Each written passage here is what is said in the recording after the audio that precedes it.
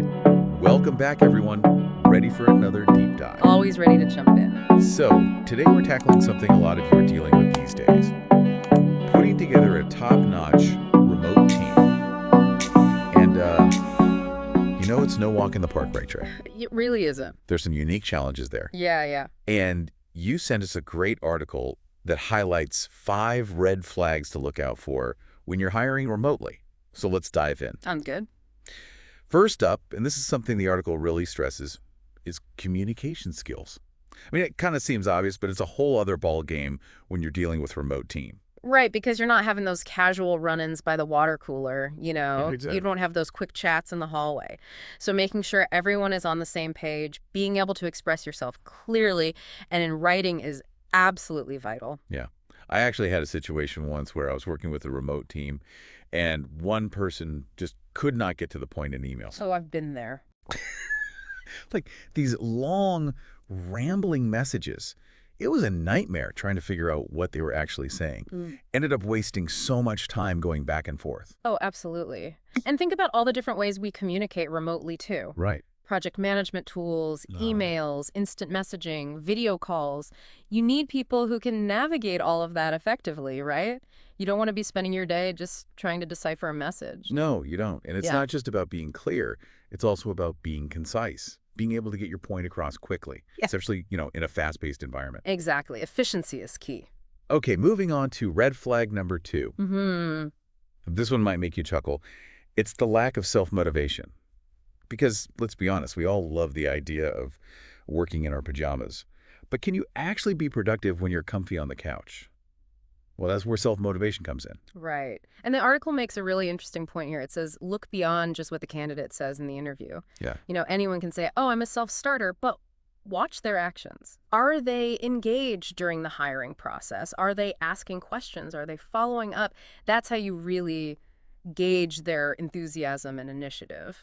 I think it's a lot like that saying, you can lead a horse to water, you know the rest. Yeah. You need people who are driven from within, especially when there's no one looking over their shoulder. Exactly.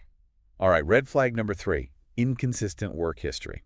Now, this one, I think, requires a little bit of nuance, right? Because everyone's career path is different. Absolutely. But the article does make a good point that frequent job hopping, without a clear reason, can sometimes be a warning sign. Yeah, I mean, look, we're not talking about someone who's thoughtfully exploring different industries or, taking calculated risks. But if you see a pattern of short stints with no clear progression or explanation, that might be something to dig into a little deeper. Definitely. Because in a remote setting, you're relying on people to be accountable, to be reliable.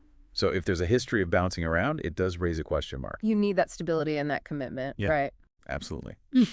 All right, let's talk about something that's become really important these days, online presence. Ooh, yes. It's like the new first impression, isn't it? It is. And the article talks about how essential it is to check out candidates' social media profiles and, just their overall digital footprint. And it's not about being snoopy. No, not at all. It's really about seeing if their online persona aligns with your company culture. Exactly. If someone is constantly getting into online arguments or sharing inappropriate content, that might not be a good fit for a company that values professionalism and respect. Right. It's all about making sure there's consistency between who they present themselves as online and who they are in a professional setting. Okay, last but not least, the article brings up something we've all probably seen at some point, the unclear or exaggerated resume. Yeah, that's a tricky one. Everyone wants to put their best foot forward, but there's a fine line between highlighting your accomplishments and straight up misrepresenting your experience. Absolutely. It's like building a house on a foundation of sand that's not going to last. Right. And the article suggests really paying attention to specifics, quantifiable results, clear explanations of their roles and responsibilities. Look for a consistent story that ties their experience together. Makes sense. Yeah. Because you're really relying on that resume to give you a clear picture of their capabilities. Yeah. So we've talked about the red flags, but the article doesn't just stop there. It gives some really practical advice for actually finding the right people for your remote team. Yes. It's all about being proactive. Exactly. So one thing they suggest is to go beyond the typical interview questions. Yeah, like don't just ask about their skills, right? Right. Dig deeper into their work style, their ability to manage their time, to stay focused when they're not in a traditional office environment. Yeah, you got to really get a sense of how they would thrive, not just survive in a remote setting. Absolutely. Thorough reference checks are also crucial. Yes. Don't just accept those generic testimonials at face value. Ask specific questions about the candidate's communication, their problem-solving skills, their ability to work independently. Really get a feel for their strengths and weaknesses from people who have actually worked with them. It's almost like an investigation, isn't it? In a way, yeah. And then there's a suggestion that I really like. It's the idea of giving candidates a paid test project. Oh, yeah. It's a great way to see their skills in action. Right. You can see how they approach a task, their attention to detail, how they handle deadlines. It gives you a much better understanding of their capabilities than just talking about them. Absolutely. It's like a try before you buy kind of thing. Exactly. So to recap, the 5 red flags we talked about: poor communication, lack of self-motivation, an inconsistent work history, an unprofessional online presence, and an unclear or exaggerated resume.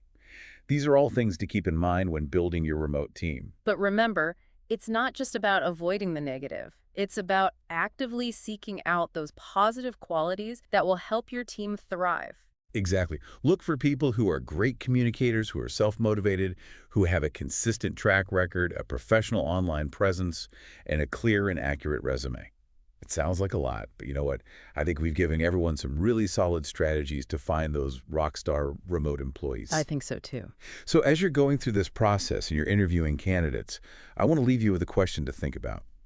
What one question would you ask a potential remote hire to really get a sense of whether they'd not just survive, but actually thrive in this kind of environment? It's a great question. It is something to really ponder, because ultimately you're building a team that can collaborate and succeed no matter where they are. Absolutely. That's it for this deep dive. Thanks for joining us. Until next time. Bye, everyone. Bye.